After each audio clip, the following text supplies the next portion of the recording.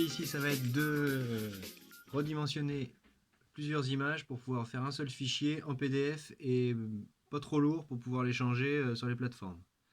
Donc je vous propose d'utiliser une application à télécharger donc dans le Play Store. Donc l'application s'appelle PDF. Voilà.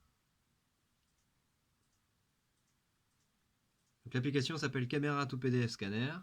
Donc ici elle a déjà été téléchargée. Vous la téléchargez, moi je l'ouvre. Donc voilà comment ça se présente. Donc vous avez la possibilité d'intégrer vos images, soit en allant les chercher directement dans la galerie, soit en prenant une photo. Donc admettons, moi j'ai déjà pris les photos, donc je vais aller chercher dans la galerie. Je clique ici, galerie, appareil photo, il me présente toutes les photos que j'ai dans ma galerie. Voilà l'image que je voudrais intégrer en premier. Je valide avec le petit tiret. Il fait une détection de bord, il vous la propose, elle est bonne, elle n'est pas bonne, ici elle n'est pas bonne, donc je modifie pour recadrer à ma guise.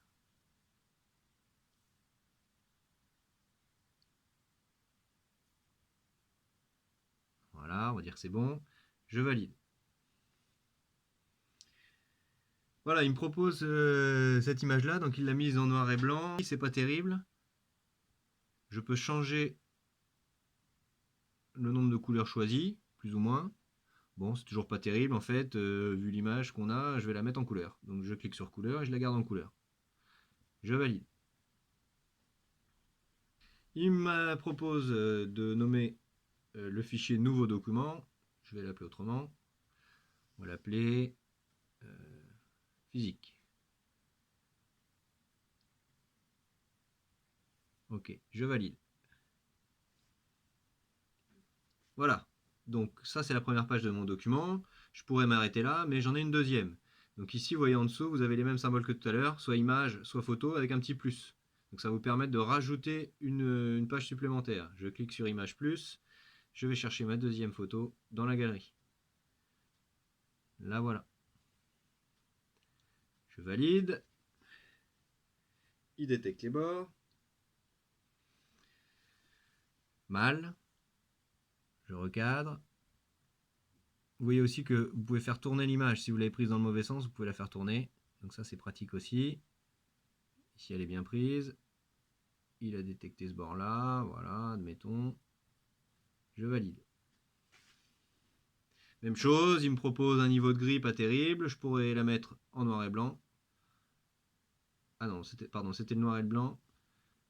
Donc là, il me propose un niveau de gris, ça pourrait aller. Et ben, je vais garder le niveau de gris. Je valide. Ok, donc je pourrais rajouter une troisième image si besoin. Bon, ici ça va aller. Donc là, j'ai dans mon fichier deux images. Je valide le fichier. Il me propose de la compresser en PDF avec une compression à 70%. Allons-y. On verra bien. Donc là, il a fini sa compression. Il m'indique la taille du fichier. Donc là, mon fichier fait 1 méga 2. Je peux voir ce que ça donne si je clique sur Open PDF.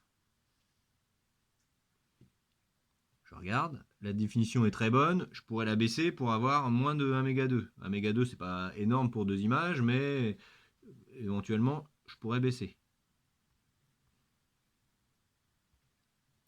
Donc je dézoome, je reviens en arrière et je recommence la compression en diminuant, je mets à 50%. Ok. Et voilà, mon fichier il est passé à 200 et quelques kilos, c'est-à-dire la taille du fichier était divisée par 6.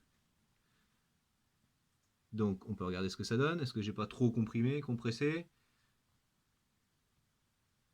Largement bien, c'est largement bien. Donc ça va suffire. Donc je reviens en arrière et je vais valider cette compression à 50%. Ok.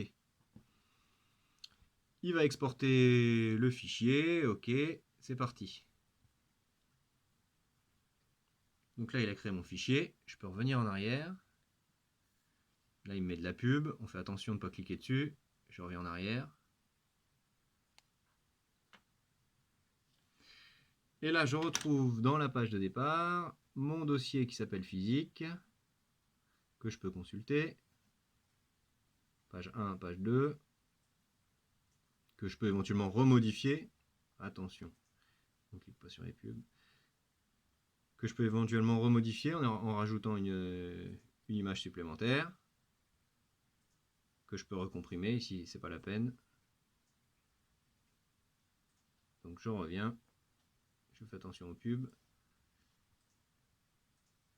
Mon fichier peut être partagé, donc je vais pouvoir me l'envoyer sur mon ordinateur, soit avec ma messagerie, soit par Bluetooth, soit par un autre moyen, et ainsi pouvoir le déposer dans Pronote, puisque mon fichier fera de toute façon moins de 4 mégas si je me débrouille bien.